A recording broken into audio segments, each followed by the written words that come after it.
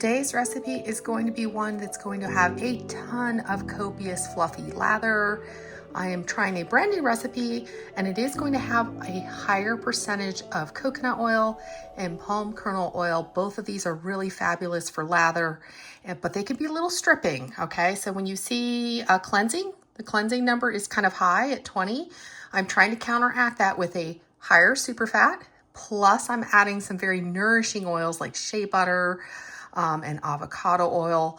So this recipe should have a ton of lather, but also be super nice and nourishing on the skin still and not too stripping. It's going to be a 5-pound recipe here. And I'm going to go ahead and lather test this soap as well when I am done making it so you can actually see the lather for yourself. And I will report back. Hopefully it's not too stripping. And we will be melting our hard oils first. We're going to do something fun today. We're actually going to use a bunch of my shavings from all the other soaps. This is when I was beveling the edges, and some of these are from that beautiful spin swirl where I took the curls from it. We're gonna add these and see if I can make some really neat soap designs with all of these shredded bits and bobs. Some of them are thicker, and I think the thicker ones I'll chop up a little bit more finely with a knife. But yeah, these that are already finely shredded, I'm gonna leave as is, and we will have a fun confetti soap. But also, I wanna see if I can place these curls in some really interesting positions so that it shows in the final soap. Our hard oils have been measured out. We have our palm kernel flakes, our palm oil, our coconut oil, and our beautiful nourishing shea butter. So I'm going to go ahead and melt the hard oils first, and then we'll add our soft oils, which are liquid at room temperature. We're ready to add our soft oils. I'm gonna start with our avocado. Make sure your scale is zeroed out. And then we'll get the soft oils in. This is really nice for cutting down on the temperature of the warm oils very quickly as well, so I don't have to wait as long for the oils to cool. And we're at 5.47, a little extra drip. There we go, 5.5. Now for our high oleic sunflower oil. Perfect. And last but not least, our castor oil.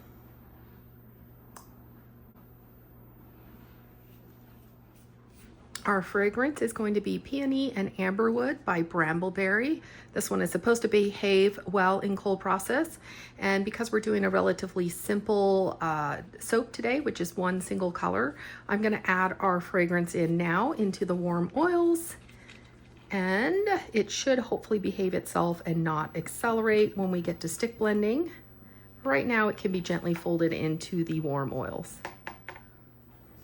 I used 4 ounces, which is a little bit over the medium strength from the Brambleberry calculator. So this one is pretty much the whole bottle for the 5-pound batch of soap today. Brambleberry has their calculator on their website. It's very easy to use, and that way you always know the exact fragrance amount that you can put into your recipe without going over the standards of safety. Our color today is going to be this gorgeous spacewalk. It's like a beautiful navy blue with sparkles in it. This particular color is appropriate to add in at 1 to 2 teaspoons per pound of oils. We definitely have about over 3 pounds of oils right here, so probably a little closer to 4 roughly. I haven't done the exact math. So I'm going to add 3 teaspoons to be on the lower side, since you could add 1 to 2.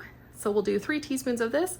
I'll put it right into our oils and we will blend it with the stick blender so it's a nice smooth consistency. I add it like this only when I'm making very simple designs, like with one color. Otherwise, as you see in most of my other videos, I split all the mica separately into separate batches. But this one is a relatively simple design, so I'll just add it right into the warm oils. There's 1, 2, and 3. We will gently blend in our mica now.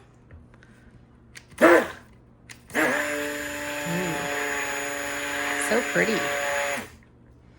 Look at that gorgeous blue. Oh, it's one of my favorite colors.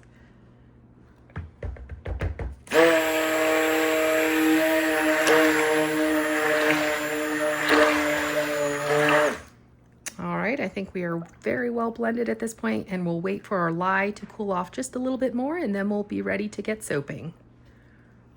So because this is a brand new recipe, I have a couple things I'm keeping in mind.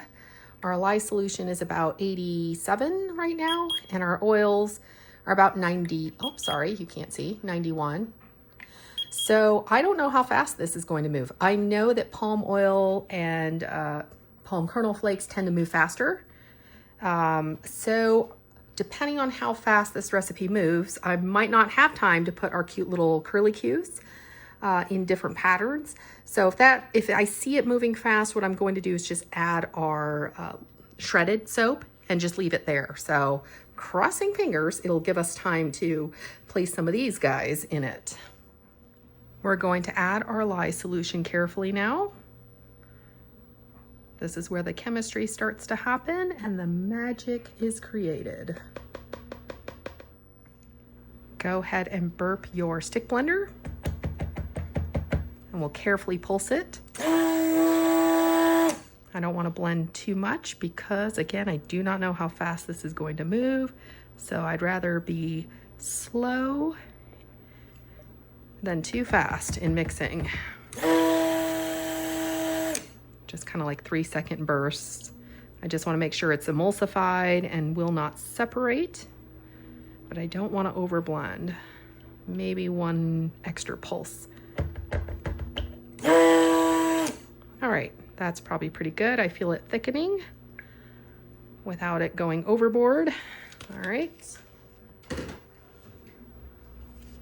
Let's quickly get our soap shreds in.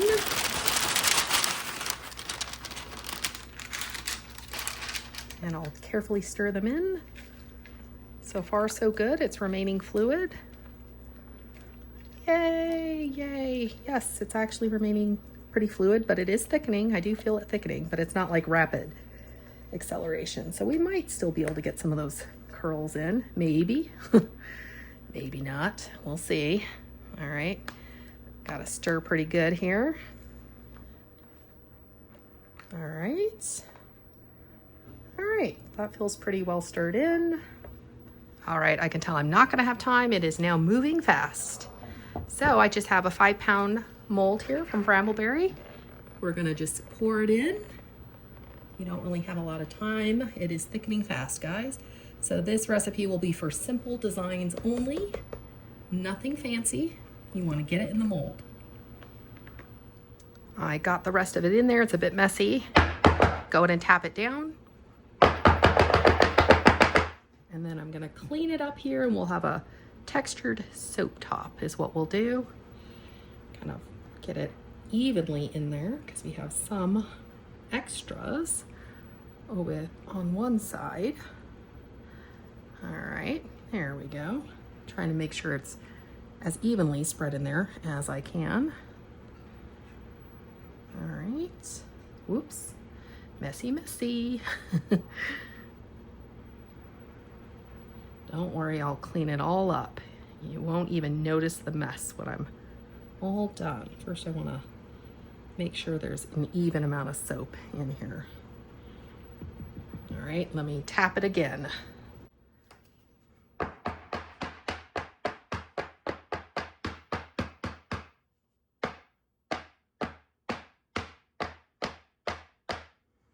Now here's the fun part for the textured soap top. All right, got to get it all in the mold first. We got some out on the sides, so I can clean that up real quick. There we go.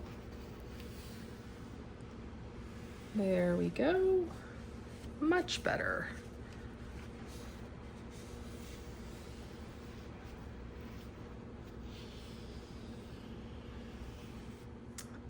All right, let's do the textured soap top. Let's see what I want to do here. Something simple, probably.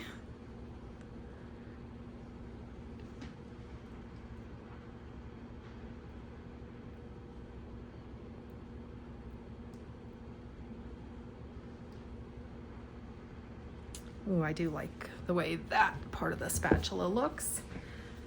So we'll turn it around and make this side look like that.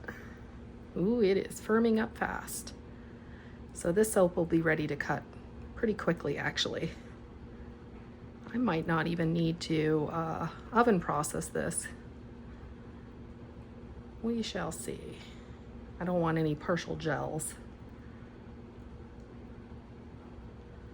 There we go.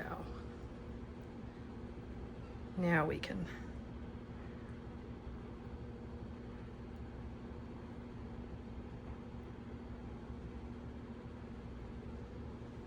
I like that.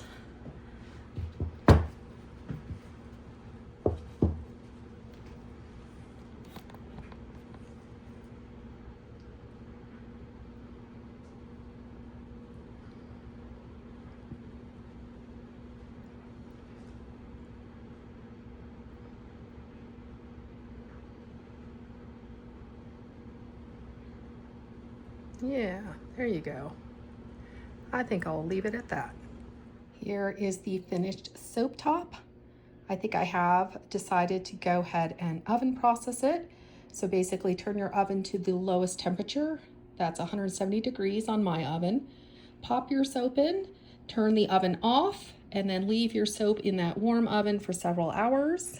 I'm gonna also leave the oven light on, and that should make it gel, completely gel, as well as set up faster and be ready to cut faster and deepen this beautiful blue as well. While we're waiting for the soap to gel in the oven, I thought you might enjoy some hilarious romping around in the snow with Murphy. He really loves it. The soap was ready to be cut about 7 hours after we started our recipe. And I did get partial gel, unfortunately, on some of the bars. I'll explain a little bit more in the next clip why I think that happened. But otherwise, the bars look great. The confetti part looks great. And we will do the lather test here in just a moment as well, so you guys can see for yourself how the lather performs. And if you would like to try this recipe out, I will also put a copy of it at the end as well, a screenshot of it. So feel free to check that out too.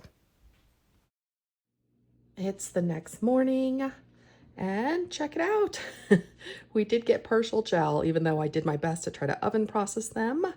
So, but you notice like this one barely has any. The gelling went all the way almost to the outside, and then this one didn't. So the ones that are more noticeable were towards the outer side of the entire container or the loaf mold.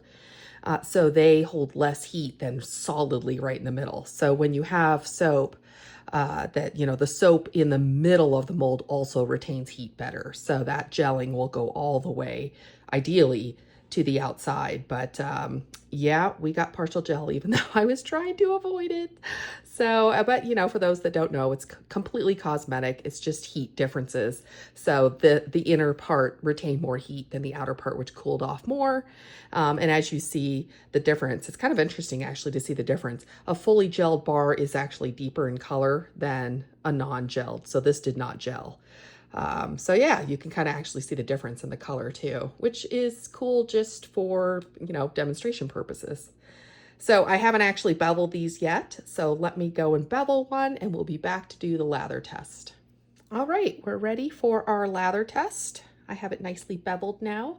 I always prefer beveling them just because it looks neater, and the edges are not so sharp. So when you're, basically washing with it, it's not so uncomfortable in the hand either. Let's get this guy wet and let's kind of see how this bar performs.